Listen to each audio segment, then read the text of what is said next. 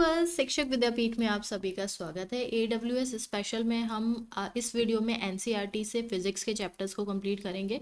तो सबसे पहला बिना किसी देरी के सबसे पहले हम स्टार्ट करने वाले हैं फोर्स से। फोर्स और प्रेशर इस चैप्टर का नाम है। अब पुश और पुल हम बचपन से पढ़ते आ रहे हैं। पुश और पुल, फोर्स मीनिंग क्या होता है? फोर्स को अगर हम साइंस में एक्सप्लेन करें तो पुश और पुल होता है। Push or pull on an object is called an force. Thus, we can say motion imparted to objects was due to the action of a force. हम किसी ऑब्जेक्ट को, किसी भी वस्तु को मोशन जो है, गति तभी प्रदान कर सकते हैं जब हम उस पर किसी प्रकार का फोर्स लगाएं. Force could be larger or smaller than the other. The strength of a force is usually expressed by its magnitude. तो फोर्स का हमें मैग्नीट्यूड जो है डायरेक्शन के साथ बताना होता है. उसके बाद दो चैप्टर में ये पूरी एक्टिविटी करके दिखाई हुई है, जिसमें ये बताया गया है कि किस किस ने रस्साकसी करी है.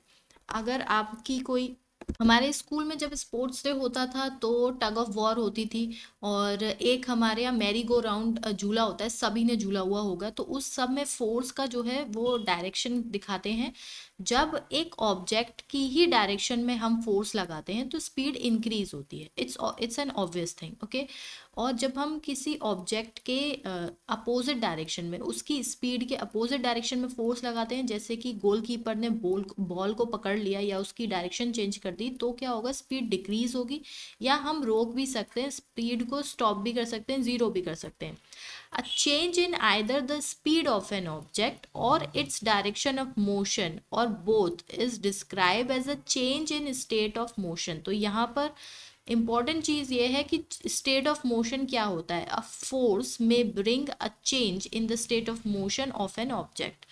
ऑब्वियसली फोर्स जो है वो चेंज ला सकता है स्टेट ऑफ मोशन में. अब अगर वो मूव कर रहा है, मूवमेंट में है ऑब्जेक्ट, तो वो उसका स्टेट ऑफ मोशन होगा. और अगर वो रुका हुआ है, जीरो स्पीड पे रुका हुआ है, स्टॉपिंग ऑब्जेक्ट, भी उसकी स्टेट होगी.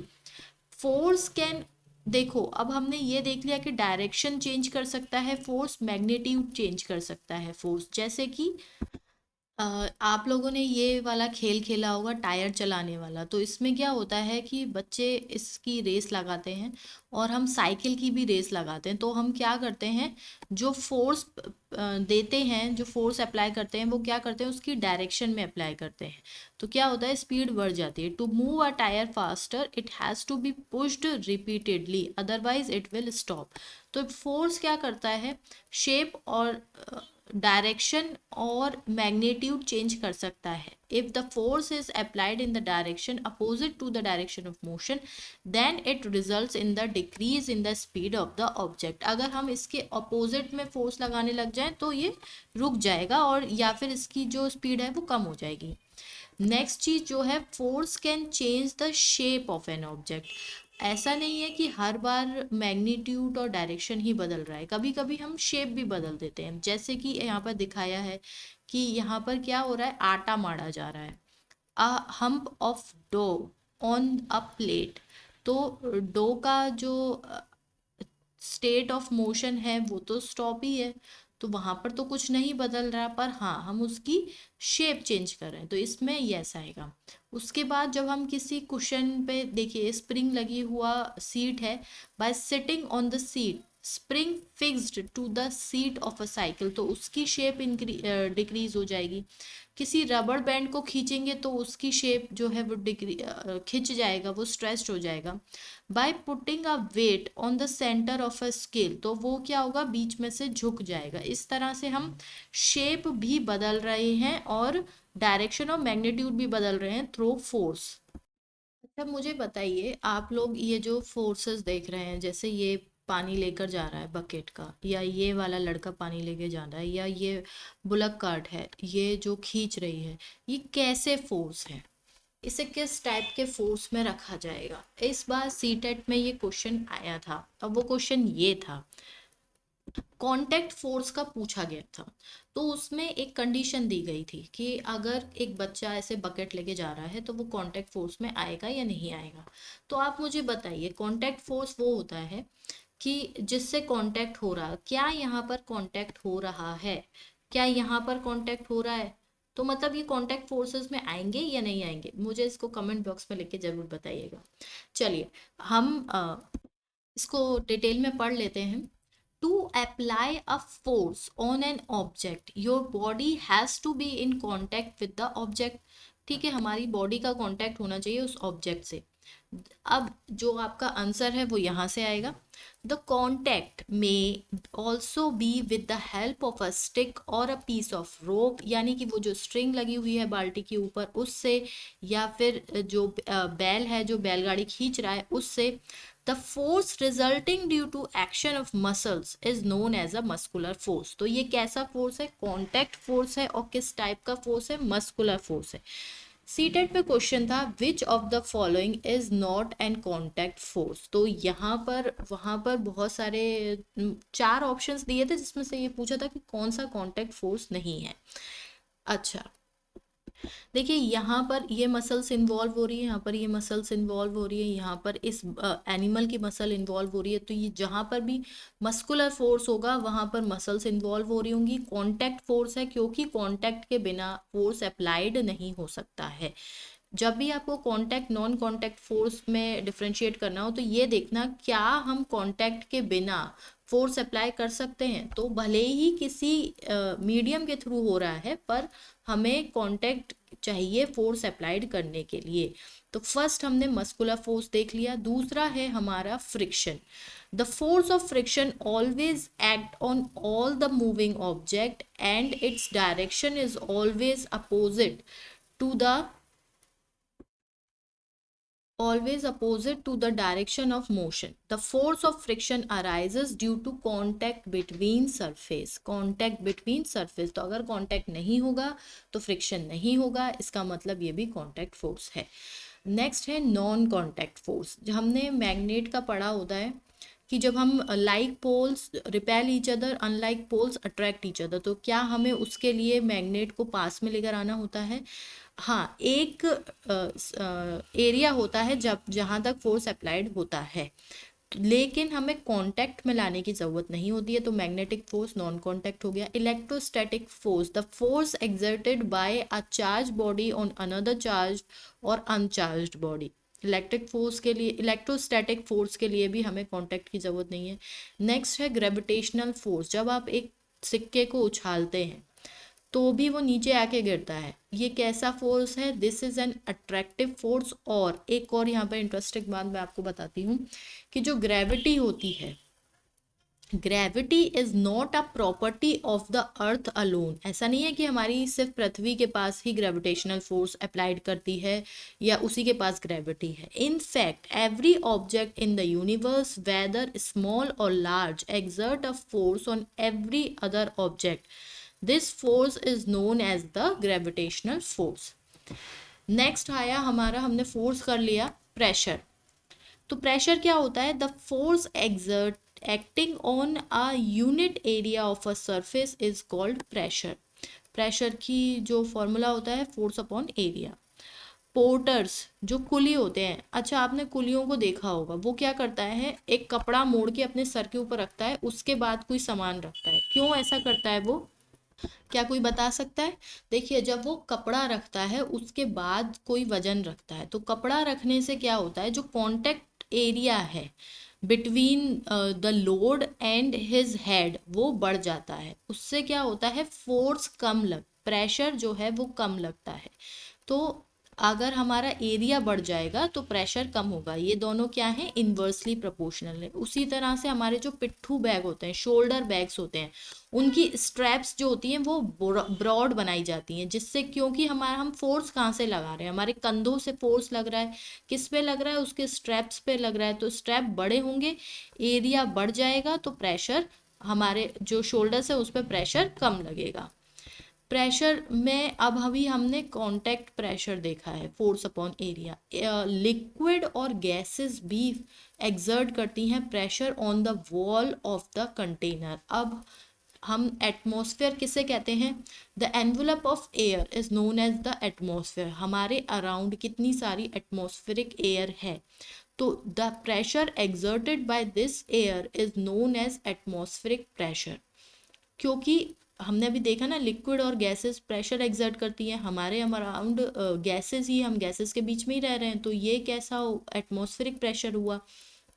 इसको दिखाने के लिए क्या किया गया है, एक एक्टिविटी बनाई गई है जिसमें when we press the sucker, आपने देखा होगा जो दीवार पे और जो हम अलमारी पे चिपकाते हैं एक सकर होता है, उसमें से जब हम most of the air between its cup and the surface escaped out, जब हम उसे दबा देते हैं तो एयर जो होती है अंदर से निकल आती है, वो चिपक जाता है।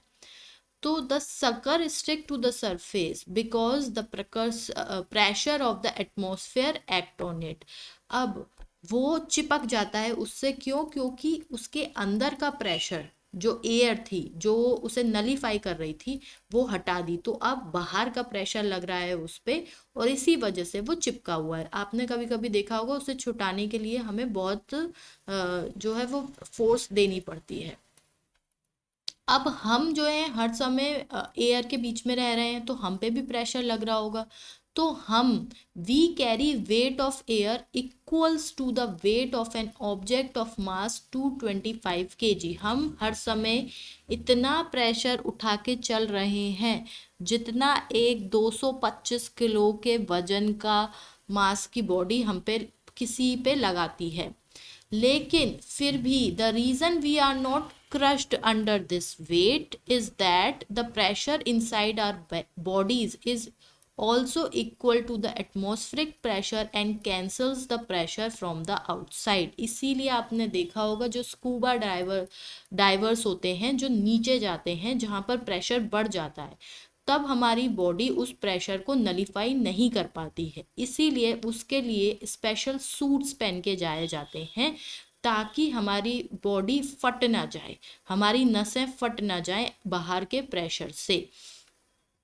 एक साइंटिस्ट थे ऑटो वॉन ग्यूरिक, जो कि एक जर्मन साइंटिस्ट हैं 17th सेंचुरी के। इन्होंने क्या करी थी, एक पंप इन्वेंट करी, और उस पंप से क्या किया, दो अलग अलग हेमिस्फेयर के बीच की एयर निकाल दी, और फिर उन दोनों हेमिस्फेयरों को एक तरफ से 8 घोड़े बांध दिए, दूसरी तरफ से 8 घोड़े बांध दिए, और उनसे खिंचवाया। उसके बाद भी वो दो हेमिस्फेयर आपस में अलग नहीं हुए, क्योंकि इससे ये दर्शाना चाहते थे कि बाहर का जो एयर प्रेशर है वो इतना है।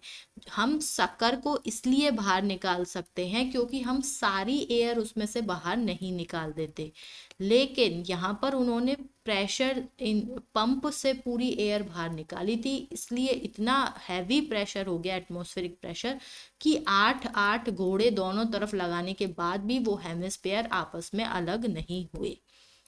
नेक्स्ट है फ्रिक्शन को एक अलग से चैप्टर दिया है। पहले हमने कांटेक्ट फोर्सेस में पढ़ा था फ्रिक्शन, अब हम फ्रिक्शन को ही पूरा पढ़ेंगे। फ्रिक्शन कॉज किससे करता है, friction cause by the irregularities on the two surface in contact.